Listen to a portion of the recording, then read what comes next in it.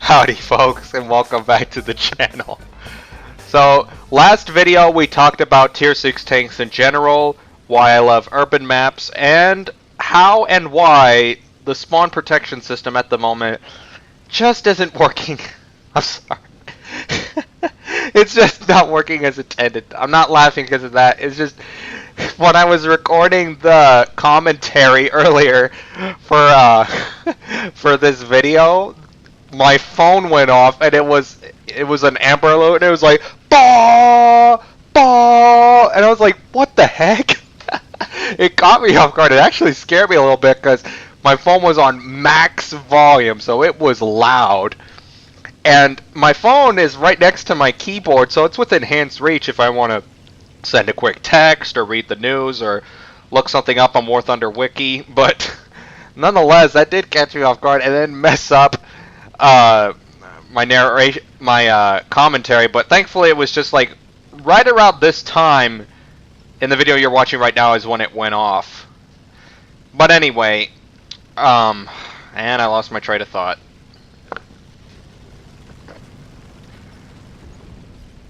Now I remember what I was going to say. Another thing I wanted to mention was about large maps for tanks. They are a bunch of fun. Now, at lower tiers, some people probably might not like them, but at high tier, especially when you have tanks that can go like almost 40 miles an hour, you want a lot of space to roam around. And Sinai is, at the moment, my favorite large map. I used to love the large version of the Poland map, which also accompanied of what is now known as Fields of Poland, but I haven't gotten that version of Poland in ages. Probably I haven't gotten it since, I don't know, 1.59. I remember it was when I was still using the M60, and at the time, the Leos dominated. And being able to win with the Americans against the Germans at that time was a milestone, especially given that the Germans had every advantage on that map because it was a large open map. The town was still a pretty even fighting ground, but generally speaking, it being not conquest, break. I know, I thought that fake tank was real.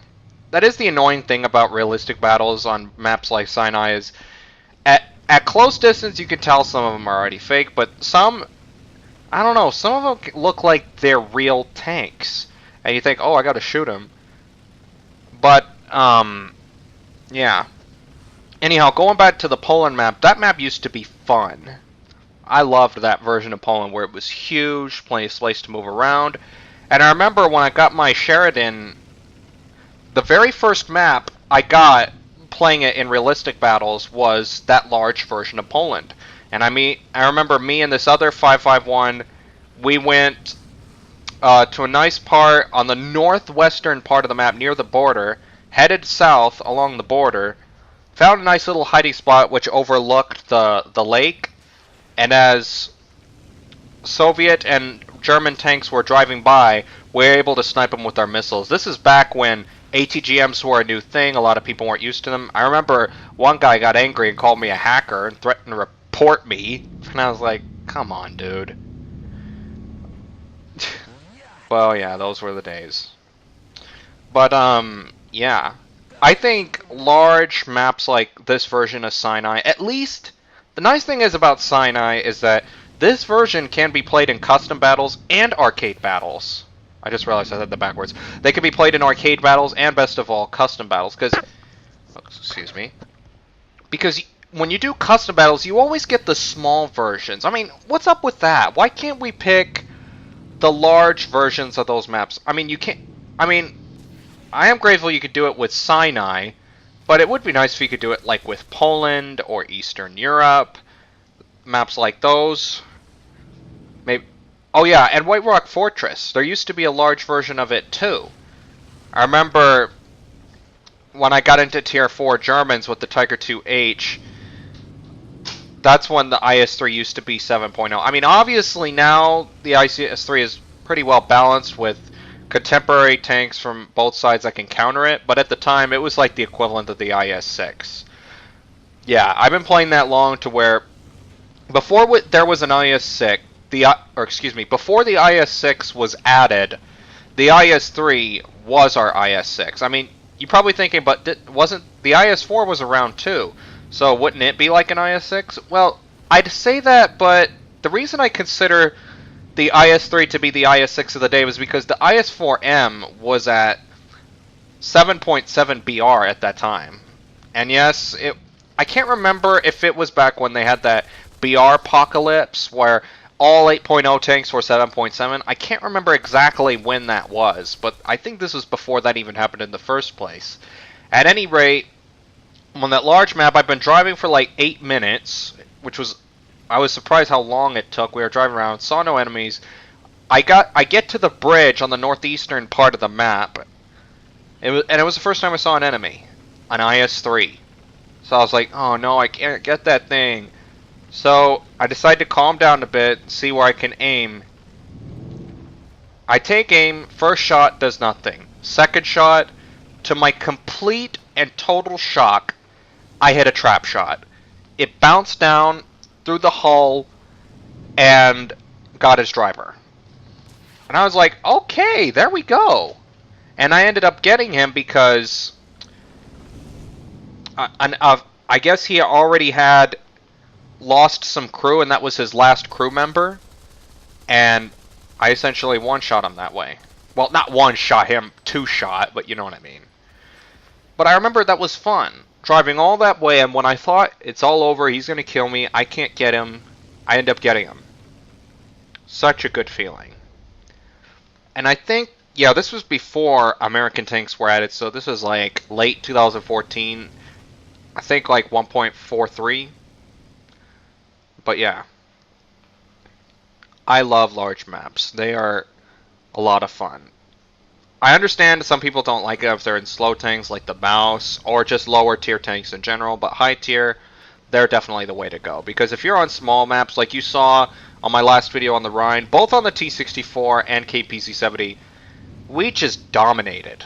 I mean, yes, I know it was arcade, but even in realistic battles, that can still happen.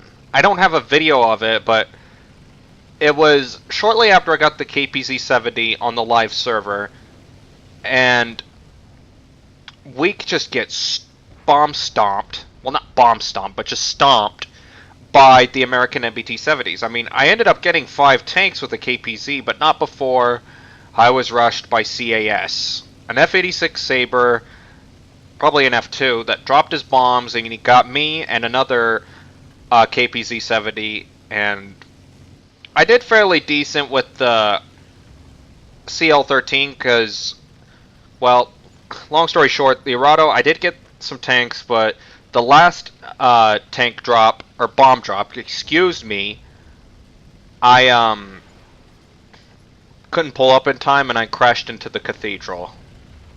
But with the Sabre, the CL-13, I was able to get 2 jets, so that was nice. We lost, but in my book, that was, I would say, a fair loss, because we still did good. It was, although we got stomped, towards the end it was a fairly even fight. I was the only player left alive at the end, and there were 4 enemies left. So initially they kicked us, and spawn camped us, yes, but in the end, it was a fair fight. Which is why I think larger maps would... Now, I know there's obvious reasons as to why some maps are small, like Berlin. I can understand in Ash River because, well, it's an older map. But newer maps, like Japan, it's a fairly decent-sized map. It's a medium-sized map in my book. But it could be bigger. That's all I'll say, because I'm not a map designer, and I'm not going to delve too deeply into that. But anyway, a little shout out to Many Miles Away. When I was playing the match, he recognized me. He's like, "Hey, Sauber, I've seen you on the forum." And I was like, "Oh, cool, someone recognizes me." It always feels good when someone recognizes you in a good way. And I think you know what's about to happen. Just for the record, I didn't know that was him. But at any rate, I wanted to kill so badly, so I was like, "Oh, there's a Shilka." So I loaded missile and I got him. And the reason I launched 2 is because I have a bad tendency of holding down on the fire button when I shouldn't. And I mean, like, after I fired, I still held it down, so which is why I launched the second missile. These fast reload rates are still something to get used to. Also, given that a general reload rate for an ATGM, which in this case, for example, was the Sheridan, which as I was used to, 20-second reload. At any rate, he was like, Sauber, why you do this? And I was like, oh no. Felt bad, man. And I don't know if you noticed, but in the scoreboard on that KPZ match, there was a player named Gaijin Hates Me. And I was like, oh my goodness. Excuse me. Because I've seen players named like, you got Gaijin. I actually played with you got Gaijin. I don't know what his name is now. I'm pretty sure the GMs removed it for obvious reasons, but it's still funny to see people with names like that. And so, also in the last video, the KPZ-70 shined a bit more than the MBT, or excuse me, the T-64. So now in this video, it's the T-64's turn to shine in this PvP battle, or, well, it's obviously PvP, realistic battle on Poland. On this one, the spawn protection zone is actually fairly decent, because there's a hill to hide, or excuse me, I'm jumping ahead of myself. Hold on one second. Here you're about to see where I get a little surprise. If you watched the spoiler in the last video, you know what I'm talking about. So I'll keep talking until it gets there. Wait for it. Wait for it. Yeah. Porsche Tiger, one shot through smoke. And as a timely reminder, there are no markers above enemy tanks in the actual battle. I like to leave them here for simplicity's sake when watching the video so you can see what I didn't see, for example. And also because there's no way to toggle to show only friendly name tags and not enemy. At any rate, on the Poland map, the spawn protection system kind of works well, I think, because on the westernmost spawn, I had to joke that guy, you have a small hill, but it's still possible to peek through, take your shot, and then go back. But on the far eastern side, I can't say for the western spawn, because I haven't checked that, but on the... And by western spawn, I mean my spawn here. But as for the red spawn, for the east, you're pretty well protected. So at least that works well, because Poland can be a fairly large map. And while this version might seem big, there was an even bigger one in the past. I just wished I had a video or even a screenshot of that map. It was huge, and I loved it. But anyway, the T-64 here is about to go cheeky-breaky with the Vickers MBT, my squad mate, Engine 799. So he gets a shot. I think Engine gets a shot on somebody. I see an enemy Leo facing behind. He totally wasn't looking. Facing from behind, I get his engine.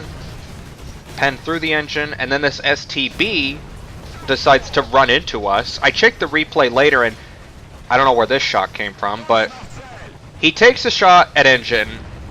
It bounces. He rams into us. I'm like, oh, hi, hi, hi. Because he caught me off guard. Firing at us with his machine guns. I get 2 shots on him, and I get him. And I do the same thing with this Leo here, who's obviously a pro, because he has the winter camo on a non-winter map. Now, I'm not negating that. I say he's good because, come on, he's in the wrong place at the wrong time, just as this KPZ was. And because, generally speaking, I can't remember if this was... Yeah, Orange Doom, not Mike. But when I was watching on one of Orange Doom's videos, he was saying that he loves to use the white skins on non-winter maps because, sure, there was a time you could buy the winter camos, not the... how can I put it? Because the winter camos you cannot buy are like the solid white ones, are the ones that are like really well concealed. And in case you're wondering, no, this is not a winter camo that I'm using, although it could probably serve as one. Ironically, that is a late war, or not, excuse me, not late war, late era tricolor forest camouflage. I know, why would you use white in a forest camouflage. If it was winter, I could understand, but at any rate, I do like this camouflage. When I was buying a camouflage for...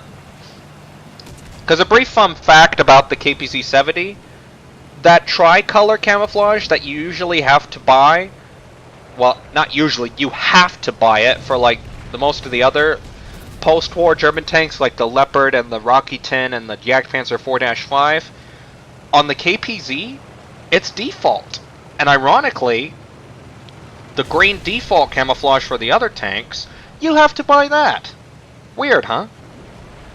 But I just, I'm happy that they added that tricolor camouflage as default for the KPZ, because now I could use it for the fun of it on, because on the other tanks that I previously couldn't use it on, like the Quillian, the Kugelblitz, Panther 2, which ironically I never even used the Panther 2 since I got the Leopard, or not the Leopard, I'm sorry, the KPZ. But at any rate, it's nice to have that camouflage available to you, because the way the camouflage system works, you know, for user skins, is that it only does the default camouflage, it doesn't do the other ones. If I recall correctly, the idea to be able to generate any user skin available for, like, for example, the tricolor, assuming the KPZ did not have it, or this camouflage on the T-64 so you can use it on under tanks, was past development 2 years ago, but sadly it didn't take interest for the developers. I'm not saying it'll never be added, but it just wasn't, it just didn't take their interest. But let's get off that subject. Anyway, where was I? So, like, as you see here on the spawn, I was able to peek over, get him, and get out. And I take back what I said earlier when I said that they at least have the hill for protection, because I forgot that is not true. Far East, sure, but in the West, no, you don't. Because I got out of there, and I never even got the countdown. I got the return to battlefield warning, but not the, what's the word? The countdown. At any rate, the spawn system, or excuse me, spawn protection system could be improved, but we'll just have to wait and see what they do, because...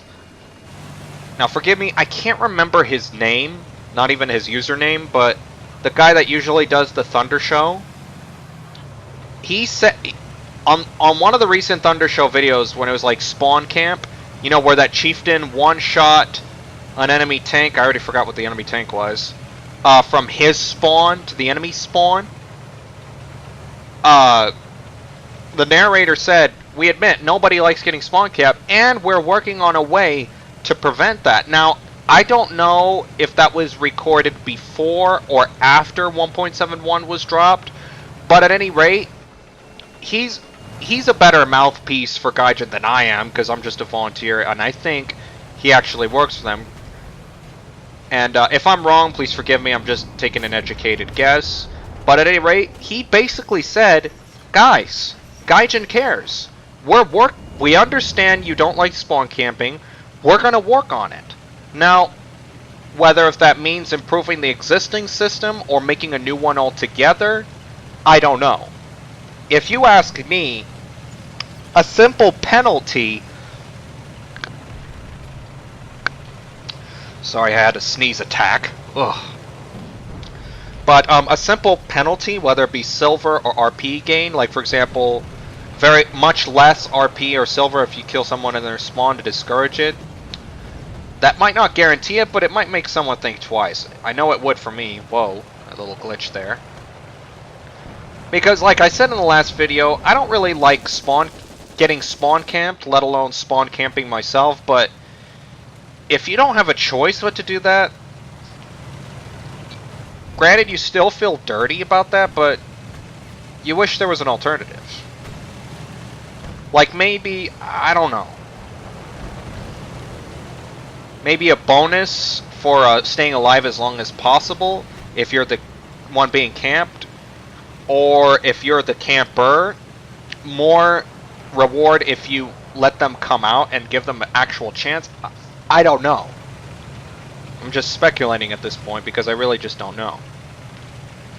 At any rate, I have confidence it will be improved in due course. But yeah, the T64. Like the KPZ, they're both fun to drive. T64 kind of makes me feel like I'm driving like a T72 or a T80 or even a T90. They just give like that modern feel. And the KPZ feels like you're driving an Abrams, minus the armor, because obviously Abrams has probably some of the best armor there is.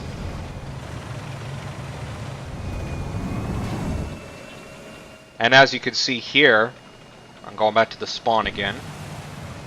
I'm waiting here, and I know I cannot drive to their spawn, so they're hiding there. That's the other problem that the spawn protection system gives, is it basically makes you stuck there. Granted, you're not invincible to the enemy if they can get a shot on you, but at the same time, they can't come to you.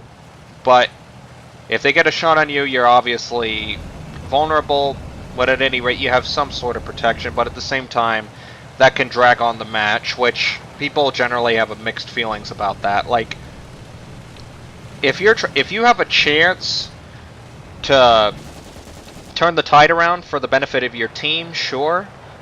But if you don't, then you're mainly doing it because either you don't have a choice, because if you're in a tank, you don't want to just blow yourself up or just come straight to the enemy with the undue risk. In other words, if you don't have a chance. And if you're in a plane, you don't want to just bail out because you don't want to get slapped with a hefty repair cost. Cough, cough. 40 to 50k, depending on the plane, of course, i.e. B-29 or Hawker Hunter. But at any rate, yeah, I'm not going to delve into the repair costs. I've highlighted a bit on it before, and I don't want to talk about it again.